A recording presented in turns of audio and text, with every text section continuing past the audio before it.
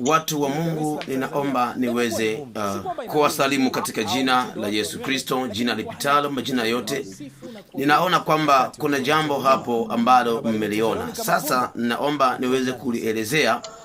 Hapo majuzi kidogo niliweza kutoa ujumbe kwa habari ya hiyo video ambayo mmeona dada hapo ana saluni, na hatimaye watu wanakuwa mle ndani wanaimba nyimbo za tenzi na wengi wanakuwa wanaomba.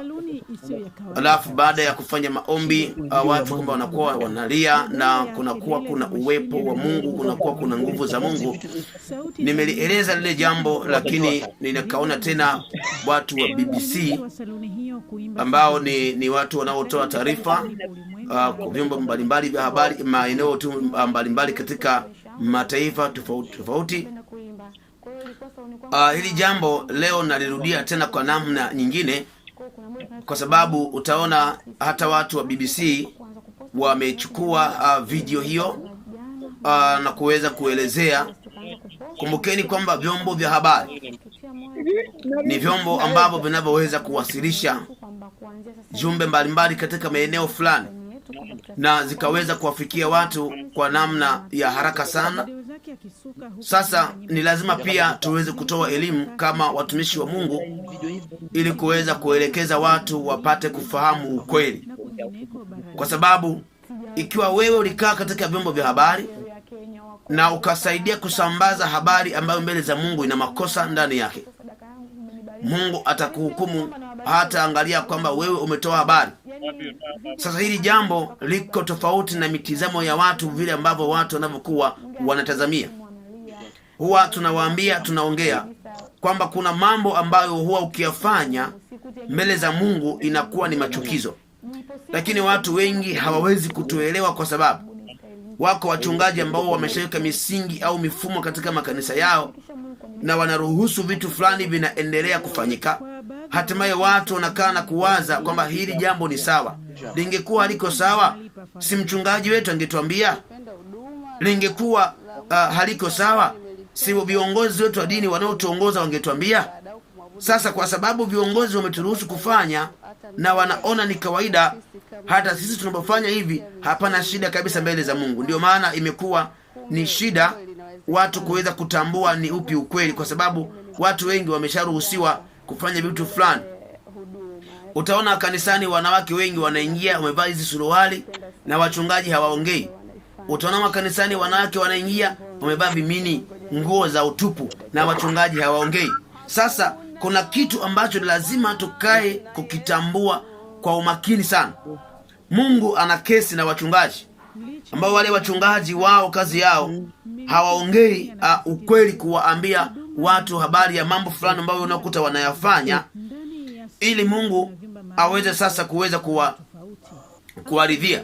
Wachungaji wengi hawaongei. Katika ukisoma kwenye Yeremia ile sura ya 50 na ule mstari wa 6, Yeremia sura ya 50 na ule mstari wa 6, hapa Mungu anasema, watu wangu wamekuwa kondoo waliopotea, wachungaji wao wamewapoteza, wamewapotosha mlimani, wamekwenda toka mlima hata kilima, wamesahau mahali pao pa kupumzika.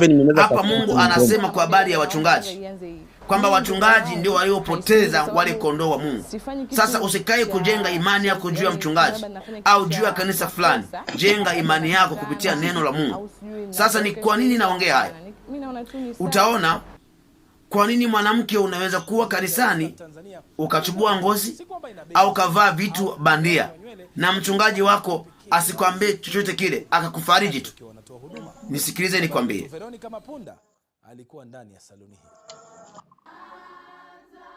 Ukisoma kwenye kitabu cha Yeremia ile sura ya 13 na ule mstari wa 23, hapa Mungu anasema, je, mkushi aweza kuibadili ngozi yake, au chui madoadoa yake? Kama aweza, ndipo na ninyi mwaweza kutenda mema, ninyi mliozoea kutenda mabaya.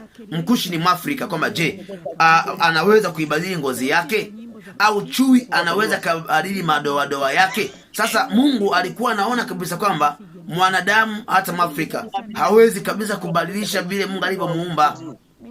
Lakini wengi wameshaanza kusema, Mungu, mbona tumeweza? Wewe ulituumba tuna nywele za kipilipili, mbona sasa hivi tumevaa nywele bandia? Mbona tumeweza? Ulituumba tuna ngozi nyeusi, mbona tumeweza kubadilisha ngozi, sasa hivi tuko weupe? Kwa shetani alianza kutengeneza vitu fulani vitakavyoanza kwenda kushindana na maandiko ambayo Mungu aliweka hapa. Alisema, je, wewe Mkushi unaweza ukaibadili ngozi yako?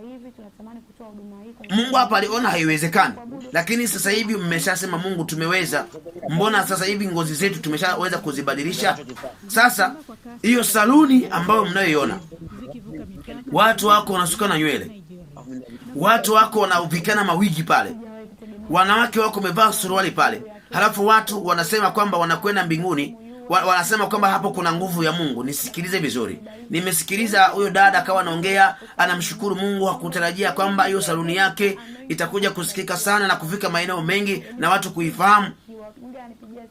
Watu wanasifu, wanamabudu Mungu. Pale tu mtu anaingia tu, mtu yeyote, haiangaliwi dini. Ndugu wangu nisikilize vizuri. Sasa hivi tuko wakati wa mwisho sana ambao shetani anadanganya mpaka watu wa Mungu kabisa, ili waweze kufikiri ni mambo tu ya kawaida, ili wakapate kupotezwa hata wale ambao ni wachanga kiimani. Ndio maana nakuaga mkali napoona hata vyombo vya habari vinakaa kushabikia mambo ambayo yana upungufu ndani yake, mambo ambayo yana ujinga ndani yake. Mungu ni mtakatifu. Huwezi kuvaa nywele bandia na unaziweka kwenye kichwa cha mtu halafu eti Mungu aweze kukubaliana na wewe. Mungu hakubaliani na wewe. Mungu hawezi kuokoa watu katika mazingira hayo. Huo ni ukahaba.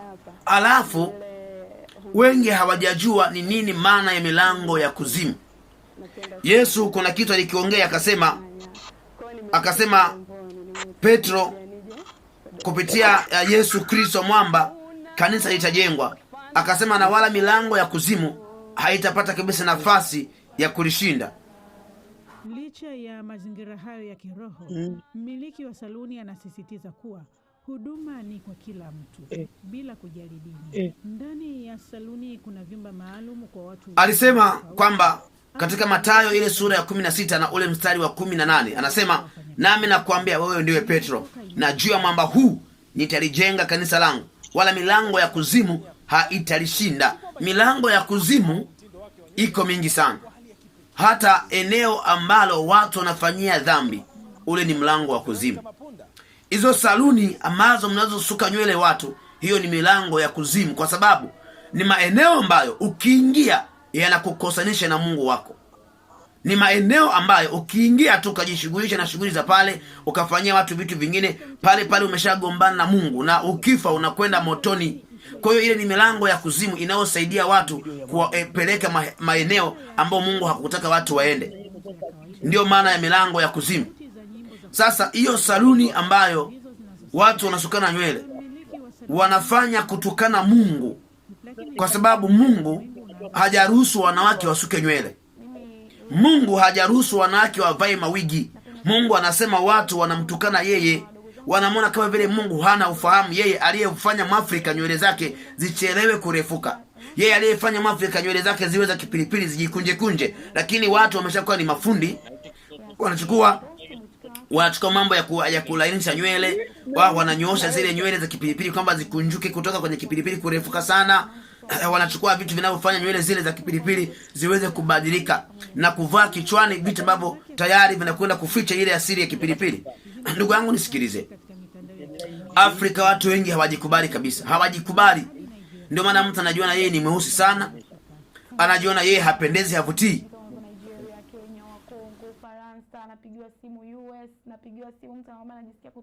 Anajiona yeye hapendezi kabisa, havutii. Anajiona yeye ni duni. Anajiona kama vile Mungu alikosea kumtengeneza. Hayo ni mawazo yako. Hayo ni mawazo yako. Wewe Mungu hakukosea kukutengeneza popote pale. Ukisoma kwenye Isaya ile sura ya 29 na ule mstari wa 16, anasema, ninyi mnapindua mambo. Je, mfinyanzi ahesabiwe kuwa kama udongo? Kitu kilichofinyangwa kimnene yeye aliyekifinyanga, hakunifinyanga huyu? Au kitu kilichoumbwa kimnene yeye aliyekiumba, yeye hana ufahamu? Kwamba Mungu wewe uliyeniumba hauna ufahamu.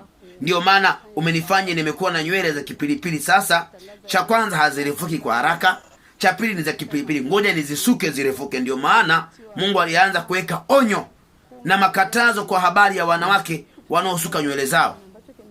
Akasema kwenye Timotheo wa kwanza ile sura ya 2 na ule mstari wa 9, akasema vivyo hivyo na wanawake na wajipambe kwa mavazi ya kujisitiri pamoja na adabu nzuri na moyo wa kiasi, si kwa kusuka nywele. Anakataa.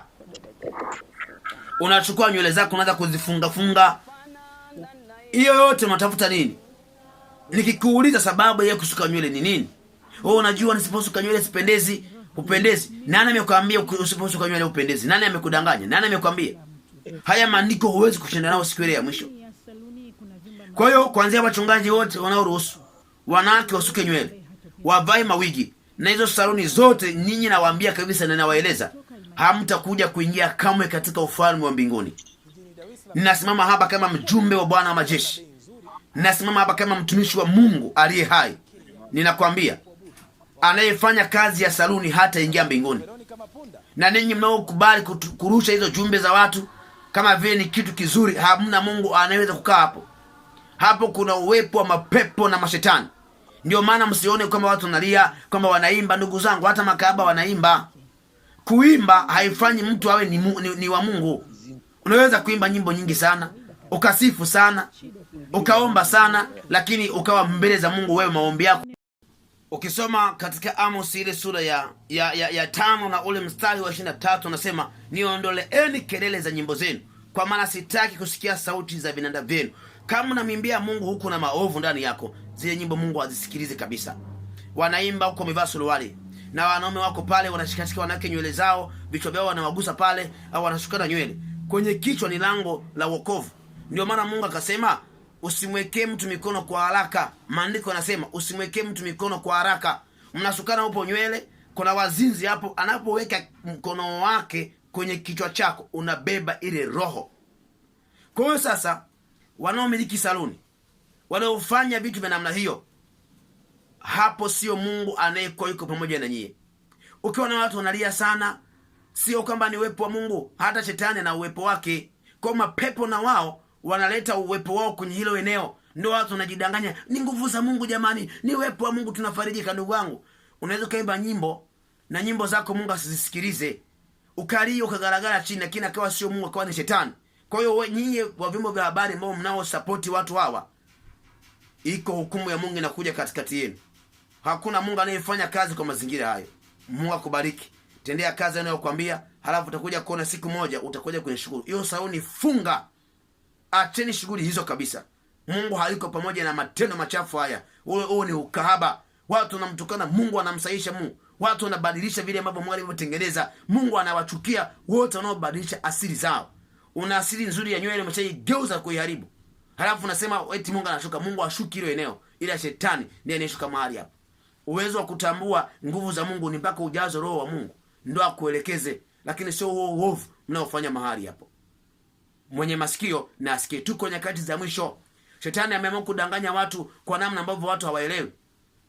Ukiona vitu fulani kama vile ni Mungu kweli, lakini ni shetani mzima. Unapaswa kuwa na macho ya kiroho uweze kuelewa. Msituguse mnatuhukumu. Ndugu yangu, uwe makini wewe.